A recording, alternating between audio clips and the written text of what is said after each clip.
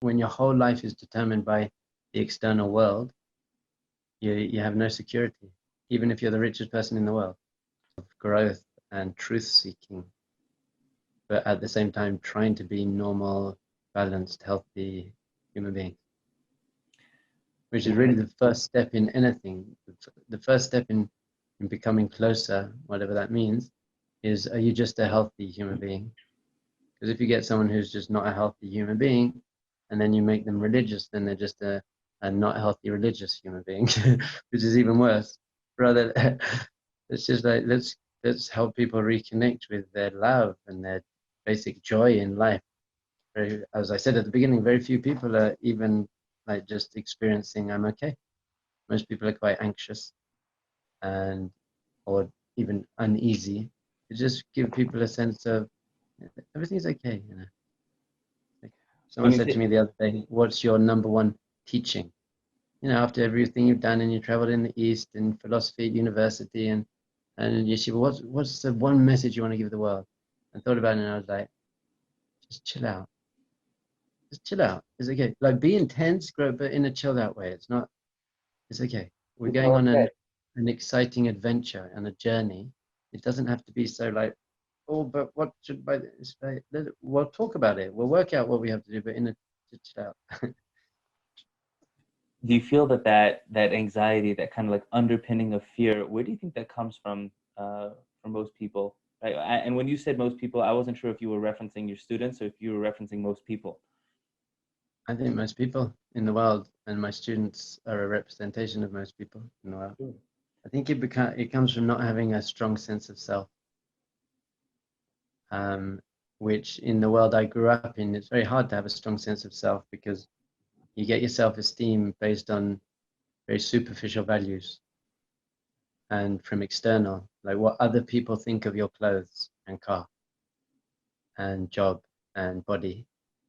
So then you're chasing something that you don't believe in, and it's horrible. And then even once you get it, you're not happy. There's nowhere to go with that. So it's just like you're always, when your whole life is determined by the external world, you have no security, even if you're the richest person in the world. Right, meaning it's when you're fully identified with everything that's outside of you. That becomes your whole identity is and has emerged from your experience of how the outside world is reflecting on you instead of how you perceive everything that's going on outside. And then your on superficial values. Yeah, and people's happiness comes from, if things go my way, I'm happy, and if they don't, I'm not happy. And people's sense of self is what people think of me, and there's no panemius. There's just no internal life. It's all, and especially with social media now, and what's my image going out there, and there's no panemius, and no one's alone anymore, ever. No one is. No one's alone, right? Ever. Well, other than during Bidud. Even in Bidud, you got 50 people on the Zoom. I had to give a class on Zoom. It was to like 50 people in America, called "How to Stay Connected in a Disconnected World." And I'm talking to 50 people on Zoom. I was like, we've never been more connected. You're talking to me, you're watching me on Zoom, you're probably checking your WhatsApp, you got your laptop over there, you're so connected, you're just not connected to yourself at all. Because you're so connected to everyone else, people can't be alone for 1 minute with no phone, no book, just to sit and be alone, which is ultimate. We were created alone in last week's Pasha. And it says, Lo tov yeh adam levado. You're not meant to be alone, but you're meant to be able to be alone and then be with someone else. If you can't be alone, then you can't really be with other people, because being with other people is just a way to escape being alone. So you're doing it for yourself. So once you could be very okay being alone and just have a sense of self, then you can interact with the world in a healthy way. Yeah, that resonates.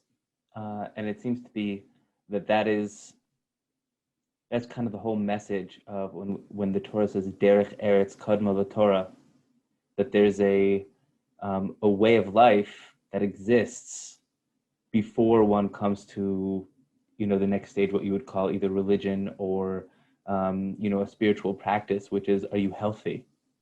Right? Are you grounded? Are you worked out? Are you a sane person? Right? Yeah, 100%. But often people stop there. Lots of people said derech eretz kadma Torah, as if that's derech eretz is more important than Torah. Oh. I always say it's kadma Torah. That's where you're going. It's not derech eretz kadma Torah, so we'll just stick with derech eretz. Derech eretz is there as a preparation for Torah, which is truth and light. That's right. In fact, that's a point that I like to make a lot with people, which is, in the world at large today, there's a lot of movement that's discussed that is surrounding on happiness and well-being and inner peace as being kind of the goal, like the end all and be all, which is, so long as I'm happy and I feel good on the inside and I have this inner space of well-being, so then I've arrived. When really now you can start. Right? Meaning that's really the starting place. Happiness is not the goal; it's the tool. Right? Now you can live. Beautiful. 100%. Is there